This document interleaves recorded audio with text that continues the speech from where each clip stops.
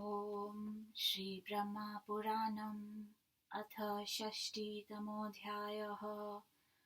ब्रह्मोवाच श्वेतमाधवमालोक्य समीपे मत्स्यमाधवम् एकार्णवजले पूर्वं रोहितं रूपमास्थितं वेदानां हरणार्थाय रसातलतले स्थितम् चिन्तयित्वा क्षितिं सम्यक् तस्मिन् स्थाने प्रतिष्ठितम् आद्यावतरणं रूपं माधवं मत्स्यरूपिणं प्रणम्य प्रणतो भूत्वा सर्वदुःखाद्विमुच्यते प्रयाति परमं स्थानं यत्र देवो हरिः स्वयं काले पुनरिहायातो राजा स्यात् पृथिवीतले वत्समाधवमासाद्य दुराधर्षो भवेन्नर दाता भोक्ता भवेद्यज्वा वैष्णव सत्यसङ्गर योगं प्राप्य हरे पश्चात् तत्तो मोक्षं वाप्नुयात् मत्स्यमाधवमाहात्म्यं मया सम्परिकीर्तितम् यं दृष्ट्वा मुनिशार्दूला सर्वान् कामान् वाप्नुयात्।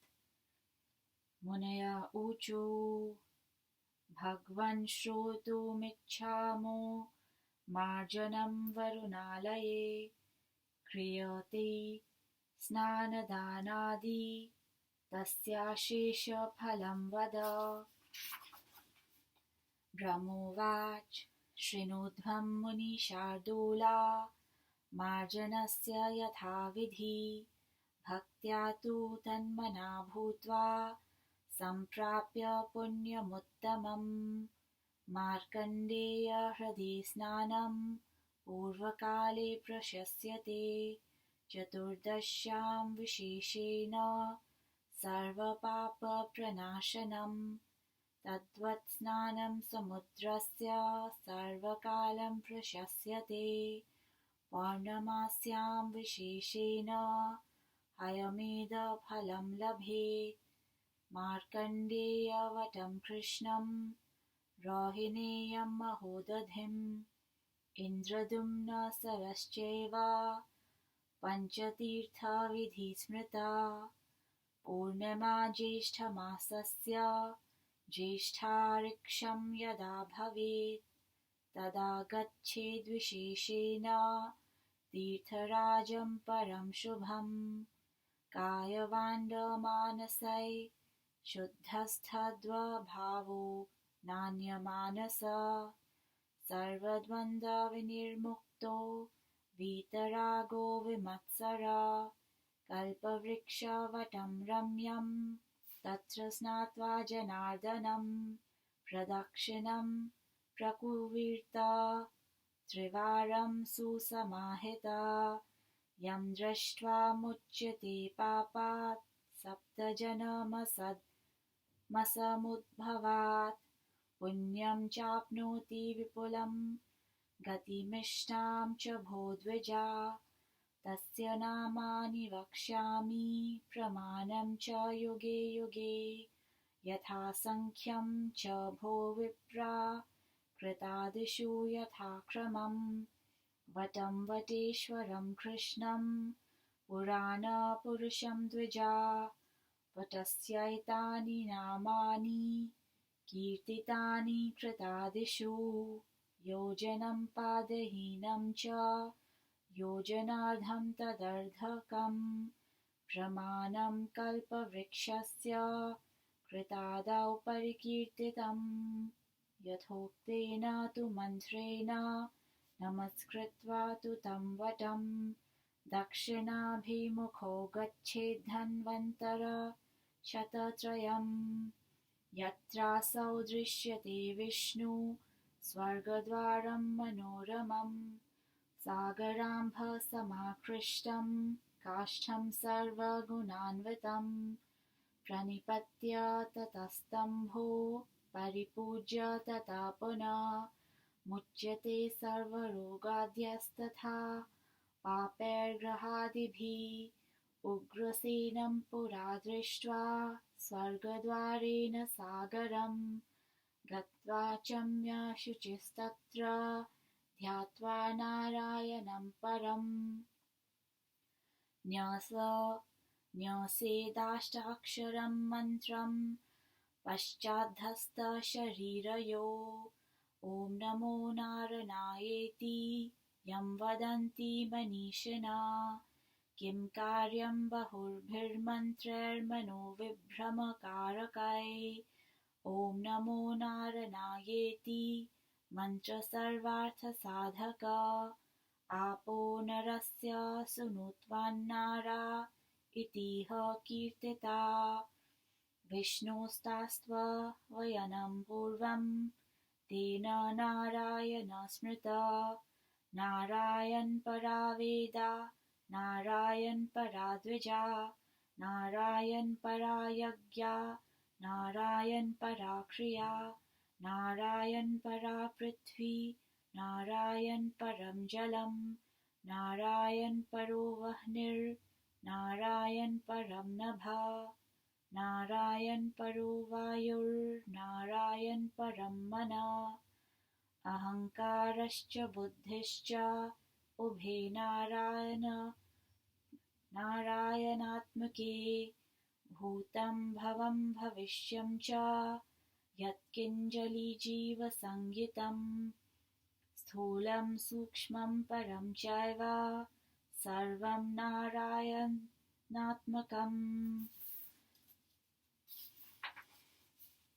शब्दाद्या विषया सर्वे श्रोतादीनीन्द्रियाणि च प्रकृतिपुरुश्चैव सर्वे नारायणात्मका जले स्थले च पाताले स्वर्गलोकेऽम्बरे नगे अवष्टभ्य इदं सर्वमास्ते नारायण प्रभु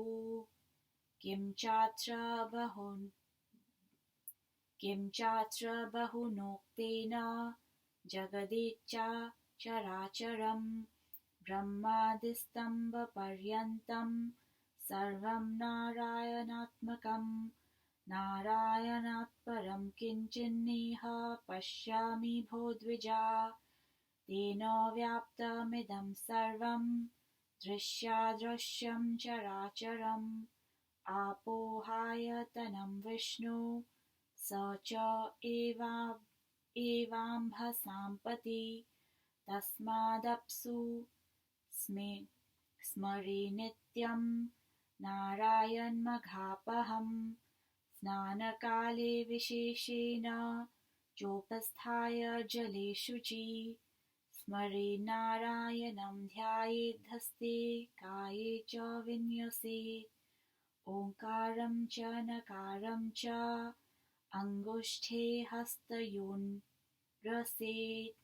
शेषैर्हस्ततलं यावत्तर्जन्यादिषु विन्यसेत् ओंकारं वामपादे तु नकारं दक्षिणे न्यसेत् मोकारं वामकट्यां तु नाकारं दक्षिणे न्यसेत् राकारं नाभिदेशे तु यकारं वामबाहुके नाकारं दक्षिणे न्यस्य यकारं मूर्धना विन्यसेत् अधश्चोर्ध्वं च हृदये पार्श्वतः पृष्ठोग्रतः ध्यात्वा नारायणं पश्चादारभेत्कवचं बुधः पूर्वे मां पातु गोविन्दो दक्षिणे मधुसूदन पश्चिमे श्रीधरो देव केशवस्तु तथोत्तरे पातु विष्णुस्तथाग्नेये नैऋत्ये माधवो व्ययः वायव्ये तु ऋषिकेशस्तथीशाने च वामनः भूतले पातु वाराहस्तर्थोर्ध्वं च त्रिविक्रमः कृत्वैवं कवचं पश्चादात्मानं चिन्तयेत्तथा अहं नारायणो देवा शङ्खचक्रगदाधर एवं ध्यात्वा तदात्मानमिमं मन्त्रमुदीरयेत् त्वमग्निर्द्विपदां नाथ रेतोधा कामदीपन प्रधान सर्वभूतानां जीवानां प्रभुरव्यय अमृतस्यारणस्त्वं हि देवयोनिरपाम्पते वृजिनं हर मे सर्वं तीर्थराज नमोऽस्तु ते एवमुच्चार्य विधिवत् स्नानं समाचरेत् अन्यथा भो द्विजश्रेष्ठा स्नानं तत्र न शस्यते कृत्वा तु वैदिक्यर्मन्त्रैरभिषेकं च मार्जनम् अन्तर्जले जपेत् पश्चात्तित्ररावृत्याधमर्शनम् हयो मेधो यथा विप्रा सर्वपापहरक्रतु तथा घमर्शनं चात्र सूक्तं सर्वाघनाशनम् उत्तीर्य वाससि धौते निर्मले परिधाय वै प्राणानायम्य चाचम्य सन्ध्यां चोपास्य भास्करम् उपतिष्ठेत्ततश्चोर्ध्वं क्षिप्त्वा पुष्पजलाञ्जलम् उपस्थार्योर्ध्वबाहुश्च तल्लिङ्ग्यैर्भास्करं तथा गायत्रीं पावनीं देवीं जपेदष्टोत्तरं शतम् अन्यांश्च सौरमन्त्रांश्च जप्त्वा तिष्ठन् समाहिता कृत्वा प्रदक्षिणं सूर्यं नमस्कृत्योपविश्य च स्वाध्यायं प्राङ्मुखः कृत्वा तर्पयेद्दैवतान् ऋषीन् मनुष्यांश्च पितृश्चान्यान्नामगोत्रेण मन्त्रवित् तोयेन तिलमिश्रेण विधिवत्सु समाहिता तर्पणं देवतानां च पूर्वं कृत्वा समाहिता अधिकारी भवेत् पश्चात् पितॄणां तर्पणे द्विज श्राद्धे हवनकाले च पाणिनैकेन निर्वपेत् तर्पणे तूभयं कुर्यादेश एव विधि सदा अन्वारब्धेन सव्येन पाणिना दक्षिणेन तु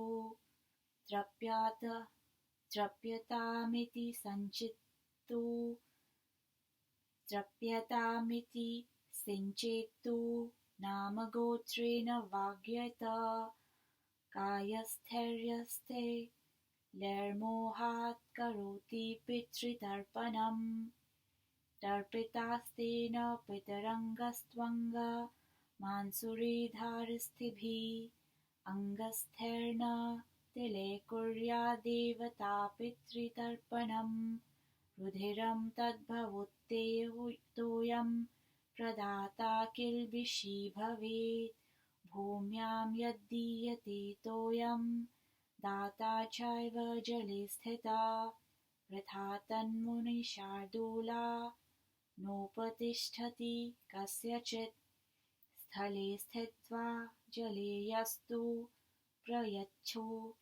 प्रयच्छेदुदकं नर पितॄणां नोपतिष्ठेत सलिलं तन्निरर्थकम् उदकेनोदकं कुर्यात् पत्रिभ्यश्च कदाचन उत्तीर्य तु शुचौ देशे कुर्यादुदकतर्पणम् नोदकेषु न पात्रेषु न क्रुद्धो नैकपाणिना नोपतिष्ठति तत्तोयं यद्भूम्यां न प्रदीयते पितॄणामक्षयं स्थानं मही दत्ता मया द्विजा तस्मात् तत्रैव दातव्यं पितॄणां प्रीतिमिच्छता भूमिपृष्ठे समुत्पन्ना भूम्यां चैव च संस्थिता भूम्यां चैव लयं याता भूमौ दद्यात् ततो जलम् आस्तीर्य च कुशान् साङ्ग्रान् स्थानावाह स्वमन्त्रता प्राचीनाग्रेषु वै देवान्याम्याग्रेषु तथा पितॄन् इति श्रीमहापुराणे आदिब्रह्मे स्वयंभूऋषिसंवादे समुद्रस्नानविधिनिरूपणं नाम षष्टितमोऽध्यायः।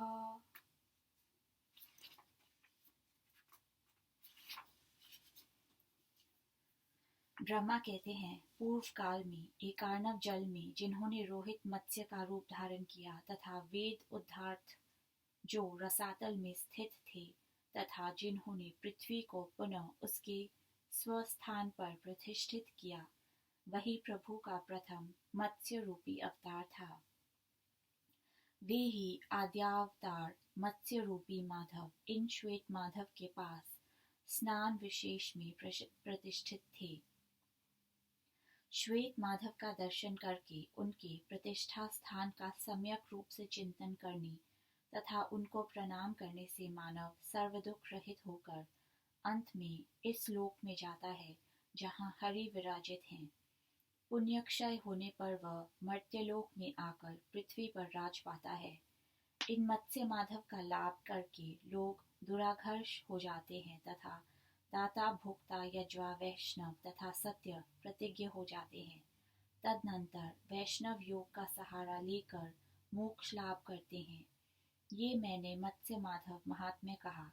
हे मुनि, इन मत्स्य माधव के दर्शन मात्र से ही मानव को उसकी सभी कामना मिल जाती है। मुनि कहते हैं, हे भगवान, कृपया हमसे आप समुद्र स्नान विधि स्नान दान आदि का फल कहिए। ब्रह्मा कहते हैं, हे मुनि सुनिए, यथाशास्त्र मार्जन विधि कहता हूँ। पुण्यशाली मानव के लिए सबसे पहले भक्तिभाव पूर्वक तन्मय होकर मार्कंडेय हृद में स्नान करना कर्तव्य है। विशेषतः चतुर्थी में इस हृद में स्नान करने से सर्व पाप प्रनष्ट होते हैं। समुद्र सभी समय प्रशस्त है। विशेषतः पौर्णमासी के दिन समुद्र में स्नान द्वारा अश्वमेध यज्ञ का फल प्राप्त होता है। मार्कंडेय हृद, अक्षयवट, कृष्ण बलराम, मोह दधि, इंद्रद्युम्न सरोवर ये 5 तीर्थ हैं। ज्येष्ठ मासीय ज्येष्ठा नक्षत्र योग में पूर्णिमा पड़ने पर तीर्थ श्रेष्ठ पुरुषोत्तम जाएं। उस समय तीर्थ यात्रा से वाक्य, मन तथा काया में शुद्धि आती है। मन एकाग्र होता है। साथ ही तीर्थ सेवी व्यक्ति सभी द्वंद्वों से मुक्त, वीतराग तथा मत्सर शून्य हो जाता है। रमणीय कल्प वृक्ष के निकट जाकर स्नान करें। तदनंतर वट वृक्ष रूपी जनार्दन का 3 बार प्रदक्षिणा करें। इस वृक्ष के दर्शन से 7 जन्मों में अर्जित पापों से छुटकारा मिलता है, विपुल पुण्य होता है तथा वांछित इष्ट गति भी मिलती है। हे ब्राह्मण वृंद, इस कल्पवट का प्रतियुग का नाम प्रमाण तथा संख्या क्रम पूर्वक कहता हूँ। वट, वटेश्वर, कृष्ण पुराण, पुरुष ये क्रमशः सत्य, त्रेता, द्वापर तथा कलयुग के नाम हैं। कृत युग में इसका विस्तार 1 योजन, त्रेता में 3 कोस, द्वापर में 2 कोस, कली में 1 कोस है। मंत्र पाठ से उसके प्रणाम करके दक्षिण की ओर 300 धनुष जाएं। वहां भगवान विष्णु मनोरम स्वर्ग द्वार तथा सागर जल से लाया गया सर्व गुण युक्त काष्ठ लक्षण होता है। वहां जो भगवान को प्रणाम करके पूजन करता है वो सभी रोग, पाप तथा ग्रह पीड़ा रहित हो जाता है। वह ग्रह दृष्टि से भी मुक्त हो जाता है। उग्रसेन का दर्शन करके स्वर्ग द्वार पथ पर से सागर में जाकर आचमन करके पवित्र मन से परम पुरुष नारायण देव का ध्यान करने के अनंतर उनका अष्टाक्षर मंत्र का करन्यास तथा सर्वांगन्यास करे। मनीषीगण नारायण का अष्टाक्षर मंत्र ये कहते हैं, ओम नमो नारायणाय, मन में भ्रांति उत्पादक अनेक मंत्र की क्या आवश्यकता। एकमात्र ओम नमो नारायणाय मंत्र सर्वार्थ साधक है। नरोत्पन्न होने के कारण आप जल को नार कहते हैं। नार सर्वाग्र में विष्णु का निवास स्थान होने के कारण विष्णु का नाम नारायण है। वेद ब्राह्मण सभी यज्ञ क्रिया समूह पृथ्वी जल अग्नि आकाश वायु मन ये सभी नारायण परायण हैं। अहंकार तथा बुद्धि भी नारायणात्मक है। भूत भविष्यत वर्तमान जो कुछ जीव संचित स्थूल सूक्ष्म तथा परम वस्तु है वह सब नारायणात्मक है। शब्द रसादि पंच विषय कर्ण आदि इंद्रिय प्रकृति तथा पुरुष तक भी नारायणमय है। जल स्थल पाताल स्वर्ग अंबर पर्वत सभी में व्यापक रूपे नारायण प्रतिष्ठित हैं। किंभुना ब्रह्मा से लेकर तृण पर्यंत जो कुछ है समस्त संसार नारायणात्मक है। नारायण से बढ़कर जगत में कुछ नहीं। वे समस्त दृश्य एवं अदृश्य में व्याप्त हैं। जल तथा जलपति दोनों ही नारायण का आयतन है। पापहारी नारायण का स्मरण सदा जल में करें। विशेषतः विशुद्ध मनुष्य स्नान काल में नारायण पूजन स्मरण ध्यान करके उनका करन्यास तथा अंगन्यास करे। पहले अंगुष्ठ तथा हस्तद्वय पर ओंकार तथा नकार का न्यास करके तर्जनी से लेकर अन्य अंगुलियों पर अन्य वर्ण का विन्यास करे। ये करन्यास है। अब वाम पद पर ओंकार का, दक्षिण पद पर नकार का, वाम वटी पर मो का, दक्षिण कटी पर ना का, नाभि पर रा का, वाम बाहु पर य का, दक्षिण बाहु पर ना का, मस्तक पर य का विन्यास करें। अध ऊर्ध्व हृदय पार्श्व पृष्ठ तथा अग्रभाग पर नारायण का ध्यान करके अभिज्ञ व्यक्ति कवच पढ़े। गोविंद पूर्व में, मधुसूदन दक्षिण में, श्रीधर पश्चिम में तथा उत्तर में केशव मेरी रक्षा करें। अग्निकोण में विष्णु, नैऋत्य में अविनाशी माधव, वायव्य में ऋषिकेश में वामन, ईशान में वामन, भूतल पर वराह तथा त्रिविक्रम ऊर्ध्व में रक्षा करें। ये पाठ करके अब इस प्रकार चिंतन करें कि मैं ही शंख चक्र गदाधारी नारायण हूँ। ये ध्यान करके ये मंत्र पढ़ें। हे नाथ, आप द्विपदों के अग्नि, वीर्यधारी, काम दीप्त करने वाले, सभी प्राणियों में प्रधान तथा जीवगण के अव्यय प्रभु हैं। आप ही अमृत की अरणी, देव योनि, जलपति हैं। हे तीर्थराज, मेरा पातक हरण करें। ये मंत्र पर विधिवत स्नान करें। हे ब्राह्मण, सागर में अन्य प्रकार का स्नान प्रशस्त नहीं है। वैदिक मंत्र से अभिषेक एवं मार्जन करके जल में खड़े होकर 3 बार अघर्मर्शन मंत्र पढ़ें। हे ब्राह्मणगण, जिस तरह से अश्वमेध यज्ञ सर्व पापहर है, उसी प्रकार अघर्मर्शन सूक्त भी सर्व पापनाशक है। तत्पश्चात जल से बाहर तट पर आकर 2 विशुद्ध वस्त्र पहने। तब प्राणायाम आचमन संध्योपासन समापन करके सूर्याराधन करे। ऊर्ध्व में भास्कर के उद्देश्य से पुष्पांजलि देकर ऊर्ध्व बाहु होकर भास्कर की आराधना हेतु 108 बार पवित्र गायत्री और अन्य सूर्य मंत्र जपें। तत्पश्चात समाहित भाव द्वारा अवस्थान करें। सूर्य प्रदक्षिणा तथा उनको प्रणमोपरांत आसन पर पूर्वमुख बैठकर स्वाध्याय करें। मंत्रज्ञ व्यक्ति तदनंतर तिलयुक्त जल द्वारा समाहित मन से नाम गोत्र उच्चारण करते हुए देव ऋषि मनुष्य पितर एवं भूतों का तर्पण करें। द्विजगण पहले समाहित होकर देव तर्पण करें। उनको पितृतर्पण का अधिकार मिलता है। श्राद्ध तथा होमादि कृत्य एक ही हाथ से करें। तर्पण दोनों हाथों से होगा। यही सनातन धार्मिक नियम है। वह व्यक्ति बाएं पैर को मोड़कर बैठे। यह मौनी वाक संयमी वाम दक्षिण हाथ से तृप्यताम मंत्र के पूर्व में नाम गोत्र का उच्चारण करके तर्पण करे। जो व्यक्ति मोह के कारण अपने अंग पर तिल रखकर तर्पण करता है, उसने पितृगण का तर्पण मानो त्वचा, मांस, रुधिर तथा अस्थि से किया। अतः अंगस्थित तिल से कदापि देव पितृ तर्पण न करें। ऐसे जलयुक्त तिल रुधिरवत होता है तथा तर्पणकर्ता को पाप का भागी होना पड़ता है। दाता व्यक्ति जल में रहकर भूतल पर यदि जल प्रदान करता है तो व्यर्थ है, उससे कोई भी तृप्त नहीं होता। जो स्थल पर रहकर तर्पणार्थ जल में जल प्रदान करता है वो भी व्यर्थ है, उससे पितर तृप्त नहीं होते। जल में रहकर कभी भी पितृगण को जल प्रदान न करें।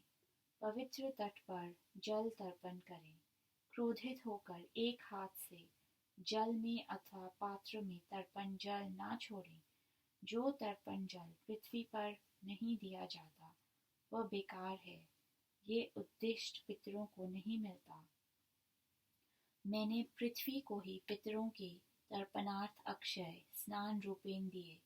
पृथ्वी पर ही तर्पण जल देना चाहिए। भूपृष्ठ पर ही जन्म होता है, वहीं लोग रहते हैं तथा भूमि के ही में ही सबका लय है। अतः भूमि पर ही जलदान कर्तव्य है। तर्पण काल में भूमि पर ही अग्रभाग युक्त कुश बिछाएं। वहां देवता तथा पितरों का उनके उनके मंत्र से आवाहन करके पूर्वाग्र में देवगण हेतु तथा दक्षिण में पितृगण को जल प्रदान करें।